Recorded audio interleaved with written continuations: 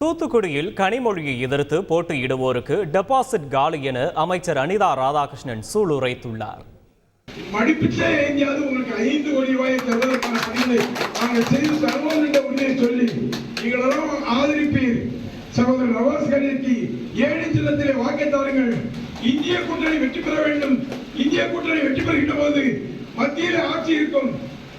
எங்க தொகுதியை தூத்துக்குடி தூத்துக்குடியில ஏற்றிருக்கிற 10 ரூபாய் டெபாசிட்.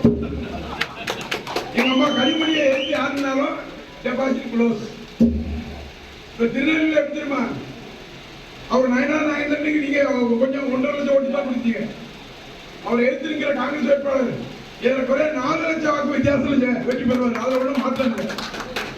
அந்த வகையில் தமிழகம் முழுவதும் 39+1 பாண்டிச்சேரி 40 வெல்வது மட்டுமல்ல, இந்தியாவுடைய ஆட்சி நம்முடைய ஆட்சி. அடுத்து வருவது நம்முடைய ஆட்சி. நம்முடைய தளபதி யாரை சுட்டிக்காட்டுகிறாரோ அவர்தான் பிரதமர். செய்திகளை உடனுக்குடன் தெரிந்து கொள்ள உடனே சப்ஸ்கிரைப் பண்ணுங்க.